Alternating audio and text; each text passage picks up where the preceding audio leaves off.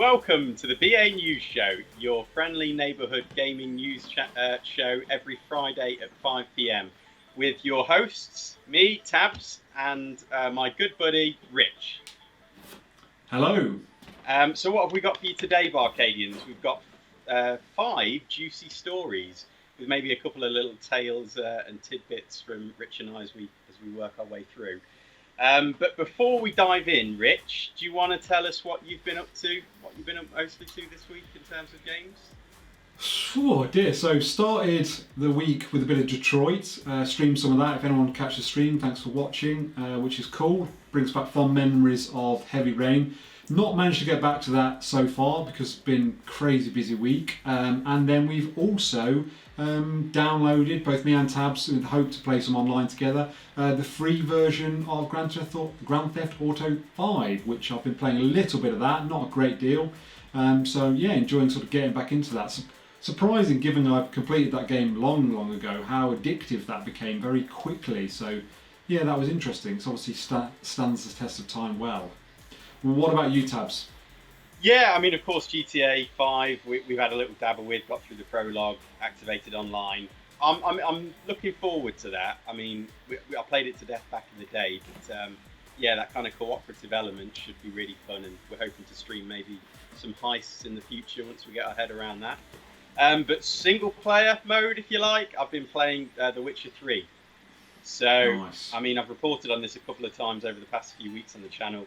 It's really getting its hooks in me now, though the RPG element is really getting under my skin. I'm starting to develop my Geralt in my own way, get my head around the combat, some of the systems, and yeah, the storytelling is really unraveling now, and I'm enjoying pretty much all aspects of it. I also cranked it up to ultra settings, Rich, on the Alien, which just seemed to, really bring it to life for me, because awesome. A bit of a graphics whore like that, I suppose you'd say. Aren't we all? Yeah. But anyway, let's move this on. So let's look at our first story. So what are we talking? We're talking Ghosts of Tsushima, if I can say that right.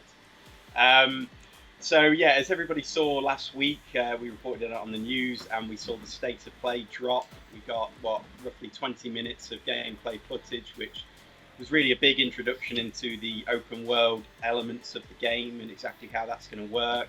We saw some great little creative elements with the wind that guides you to your next location, animals that seem to help you discover the world around you, and some of the more rewarding elements to it.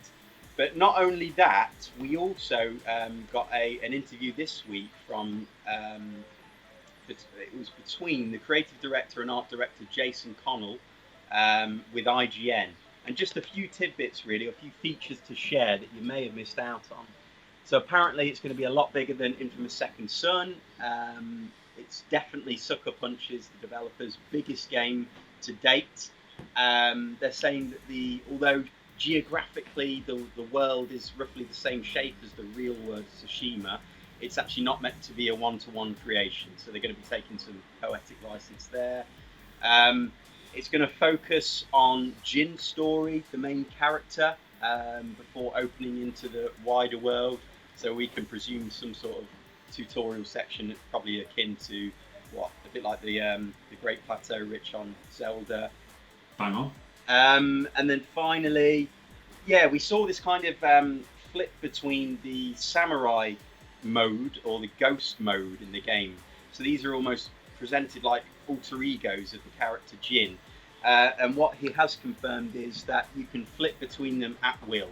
So there's not going to be certain sections of the game played as Ghost or certain sections played as the Samurai. These are just different fighting styles that are at your disposal as a player. And really the game is focusing on the more character transition within Jin as he becomes the Ghost of Tsushima, this legendary warrior and figure, kind of from the samurai of his past, which is, I suppose, what he was born and raised in. So, yeah, big kind of info dump there, Rich. What do you make of it all? Yeah, I mean, firstly, I absolutely enjoyed the 20-minute trailer. I thought it gave you more of an insight into what sort of your daily tasks will be on Ghost of Tsushima, which was really cool. And I have to say, graphically, this was looking incredibly cool. And I actually really like some of the aspects of the the sort of the combat that we saw, where it's not necessarily just a hack and slash. There's a lot of timing and waiting and counters in there, which I thought was a really cool idea. More like how maybe it would be for a proper samurai. So I thought that was really cool. I don't know what your take was on that, Tabs. Yeah, it's very contrasting. You've got that samurai mode, which is very much, it's up in their faces. It's obviously not stealth. But like you say, you're waiting for them to attack, aren't you? You're like in these cool stances and poses, and it's very much, you're waiting passively for them to attack before you make a killer blow, which is super cool. I imagine in that black and white kind of Kurosawa mode they've got, that will just be, dialed up to 11, and it will be really brilliant to play. Some good photo modes as well, I think, from that particular play style.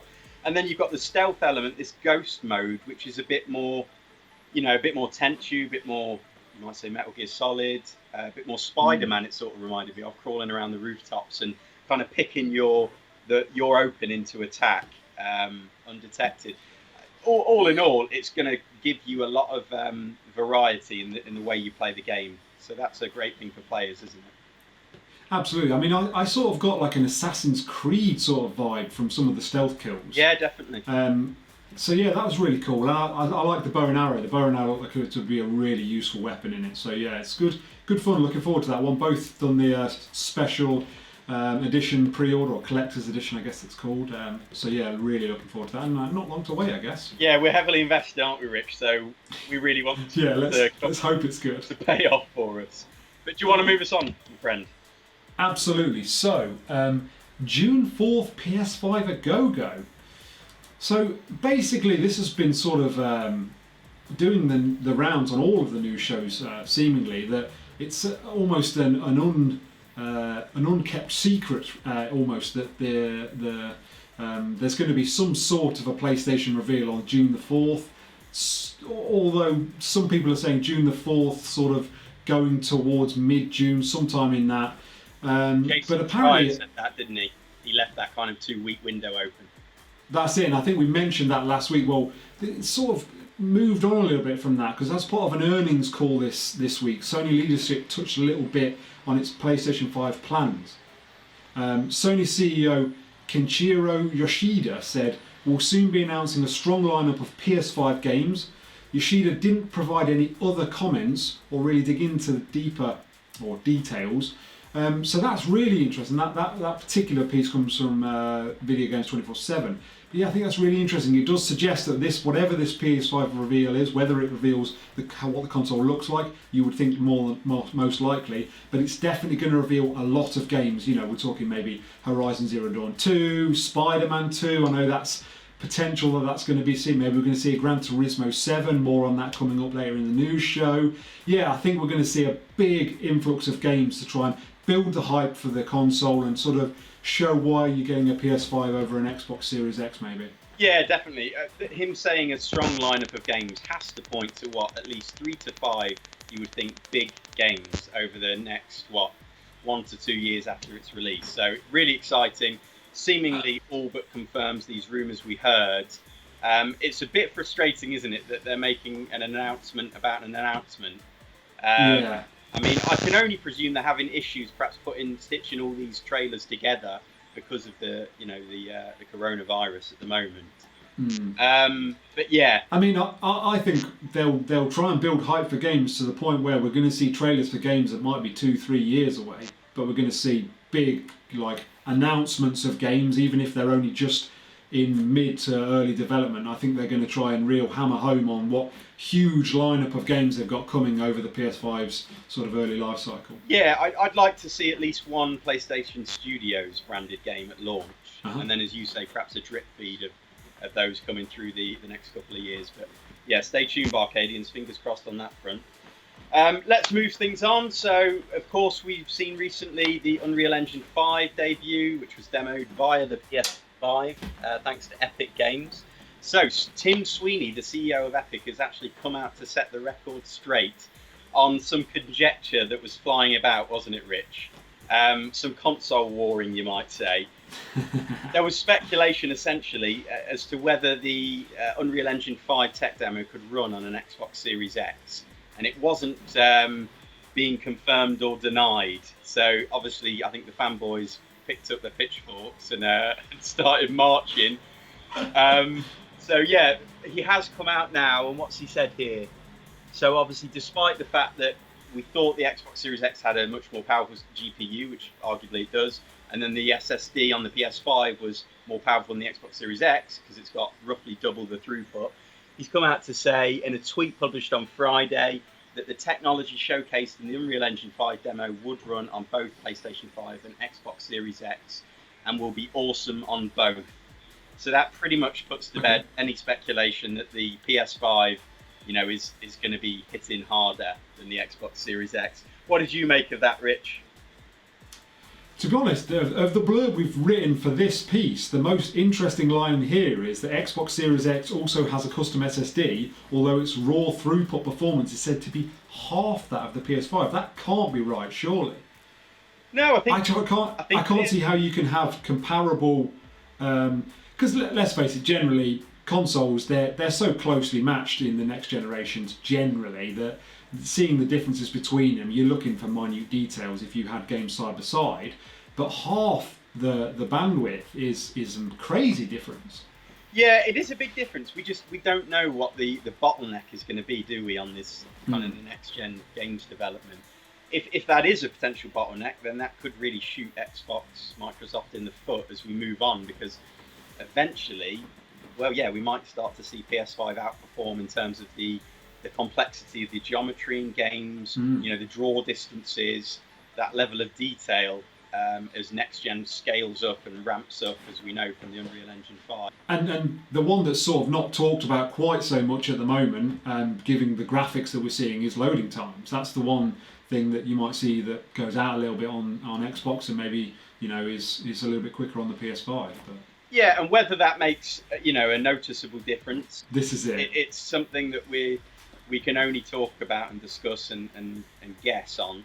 But double, as you say, is a massive difference, isn't it? I mean, we spoke this week with one of our friends about, he was inquiring what we thought about the speed of the PS5's like touted specs compared to PCs, and we were saying, well, yeah, it's better currently than you can buy on a PC, but it's only better by a marginal amount that you can currently buy on a PC, isn't it? In terms of the raw speed of the SSD, obviously they're using trick hardware to give it, more like ability to use its speed. I don't know. That's where it is, isn't it? It's this proprietary solution, and as Cerny bored us to death with, how all these little systems interface with each other. Exactly. Which is what you can't necessarily mimic on a PC at the moment. But no, I hear what you're saying. Yeah, so it's going to be interesting. That news we picked up, by the way, from Video Games Chronicle, if anybody wants to dive into that. And we should shout out to one of our subscribers, A. Harwood, who had a very interesting comment to make, didn't he, on last week's video, Rich? And the nature of this Unreal Engine 5, essentially perhaps lowering the barrier to entry for, smaller development teams to, really deliver these next-gen AAA standards of graphics and potentially gaming experiences.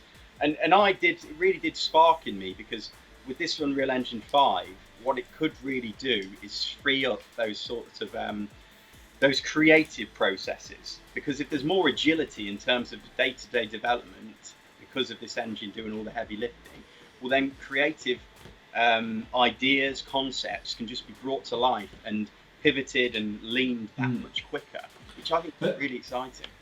The other thing that Alex has mentioned, and he certainly said it to me when I've spoken to him, they've also announced as part and parcel of that the engine will be completely free until a game grosses, I believe it's over $1 million. Wow. Well, that basically creates the door for entry on anyone who wants to use this as amazing. You can take this piece of creative, like, sort of software and use it, and if you can come up with an amazing idea that sells well, it can be an amazing thing. So I feel like that's really also opened the door up to maybe smaller studios getting on board with Epic's latest game engine. So I thought that was really cool. Yeah, 3 cheers to Epic on that one, Rich. I mean, I think there's a lot more, potential for this engine than we perhaps first see, especially from more of a layman's point of view, which obviously you and I come from. But do you want to move us on, Rich, before we just bore on about next gen all day long? Absolutely, and let's talk about one of my favourite things in the world. It's car racing games. Yes. So, Gran Turismo 7 leaked. So this comes from a professional racing cockpit manufacturer based in Australia. Seems to have accidentally, or maybe on purpose, confirmed Gran Turismo 7 will be out this year, which means, could it be a PlayStation 5 launch title? Fingers crossed, BArcadians. So Next Level Racing is an official PlayStation licensee. They make very big and extremely expensive cockpits, and players get to use them to have basically incredible simulation driving machines. And they can use them on obviously the driving games, one of which including Gran Turismo. On their Instagram page they put, what racing games are you most looking forward to in 2020? And posted 4 logos representing new games. Dirt 5 is shown, and we know that's real. F1 2020, well, we know that's definitely happening. And AMS2, the short name for, is it Rosita Studios Automobilista 2. Sitting between those games, however, was a Gran Turismo logo along with the number 7 in the corner. So that is really interesting. What are they saying? Are they saying, almost confirming rumours that the Gran Turismo 7 is a go and will be a go this year? It almost suggests so. What's your take on this, Tabs? I mean, I don't know a lot about the publication, the 6th Axis, which is what we got this particular article from. I mean, I want to believe it, Rich, for your sake, my friend. I know you'd love to see a next-gen Gran Turismo. There's been a lot of talk as well in the kind of interweb about Gran Turismo and how it's a great showpiece for a next-generation console because, you know, it's very...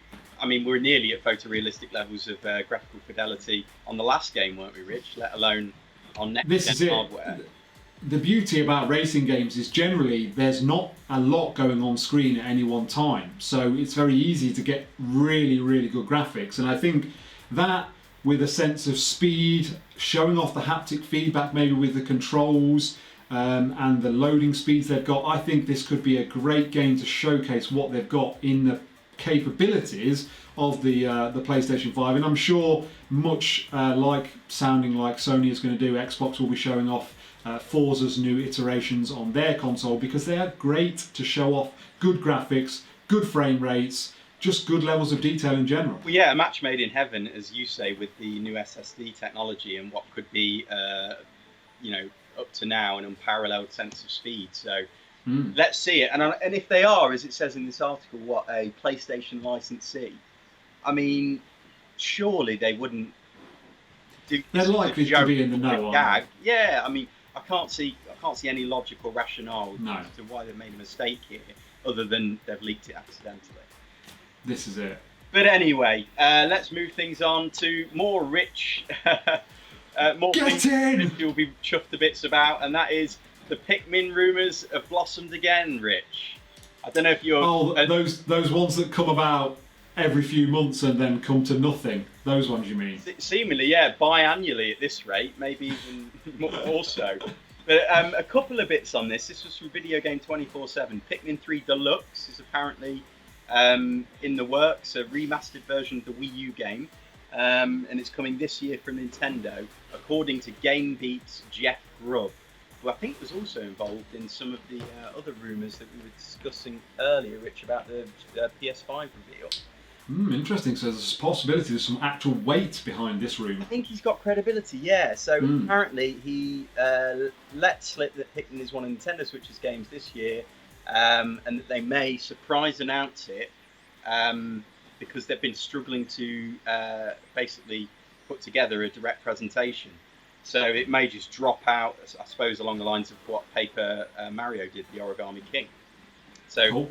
I mean, although I'm saying that, but in the Express article, which I read, they suggested that we might see a reveal happening soon, possibly dropping today. That was yesterday, May the 20th, Wednesday, or for you, BArcadians, 2 days ago. That, just so we're clear, that did not happen. Well, exactly. So what are they saying? They're saying Pikmin game for the Nintendo Switch. They're not sure what it's going to be, either Pikmin 3 Remaster perhaps, or there's rumblings of Pikmin 4 being in development, which of course has been reported for years as we're making jokes about. So a report way back in 2015 saying it was very close to completion. And there's been jokes sent around that Shigeru Miyamoto said it's been on ice for about 10 years, just in the big end vaults. But yeah, so hard to say for sure, reading between those lines. Are we going to see Pikmin 3 Deluxe? Are we going to see Pikmin 4? Are we going to see both? Both. Put your hands together, Rich, and clap them and scream loudly. It's hard to say, isn't it? But either way, Rich, I'm presumed you're over the moon about this. Absolutely, mate. Any Pikmin at this point, even the first one, any Pikmin at this point will be welcome. Yeah, no, I want it just to shut you up about it, mate, and then stop bringing it up at every E3 or every gaming event that this is potentially going to happen. Plus, I'm ready for some Pikmin. I've missed them. I think it's a very unique style of game, isn't it? A little bit RTS and a little bit, I don't know, what else would you say? Mostly like a very family-friendly RTS, I suppose. Yeah, basically. But yeah, that's it for the news today. Although, Rich, I think, did you want to just give us a quick rundown of some Last of Us 2, Last of Us Part 2 gameplay? Yes, although we'll have to be very quick because I've just gone to red battery on the camera. So, Go. Last of Us 2, new little snippet video came out yesterday. Developers, specifically, and the creative people were talking about emergent dynamic gameplay, such as you can like climb and jump more on this game, which gives sort of a height dynamic to many of the like encounters you have with enemies and stuff. There's this new thing called, I think they call it prone, which is basically where you're lying on the floor, but you have full use of all of your crafting, all of your weapons, everything. So yeah, they were just sort of showcasing all the new things that are different from the previous Last of Us to this one that will massively change the way in which we play the game. And something I took away from it as well, that they were saying that, and I'm not sure whether this points to the fact that maybe it isn't a long playthrough, but they were saying that you won't be able to fully upgrade weapons on a single playthrough. And that means that New game choices... Well, I thought that, and also they were suggesting that this gives a sense of your decisions in how you upgrade your weapons and kit. It has a lot of weight to it. Yeah, I'm with you. So you've got to commit to a play style because you can't just level up everything by the end of the game. Yeah, that's absolutely. And those gameplay really details kind of give me an idea of. They're basically saying the gameplay is very much nuanced because of these new mechanics that really go deep. So, absolutely. Yeah. So it's really interesting, and I, if you are interested in Last of Us, it's out a couple of weeks, 3 weeks, something like that. Definitely urge you to go and watch that. I think it's on the PlayStation YouTube channel because it is an interesting watch. Rich is still on the fence about it, by the way, BArcadians. So let us know in the comments if you think you should buy it or not. Yeah, I vote. Tell me down below if I should get the game. If 10 people say I should get the game, I will all pre-order it on the 10 comments. Well, I think that's about it. You know, Rich and I are sweltering in this UK summer heat today, and Rich's battery's about to die, so let's wrap this one up. Thank you very much, BArcadians, for joining us for another BA News Show. Don't forget, every Fridays at 5 PM. Subscribe if you haven't already. Like this video now. Do it right now. And, yeah, stick with Rich and I. We appreciate your support. We love you. Stay safe, and we shall see you on the next video. So, Rich, another one for the archive. Indeed, stamped and completed.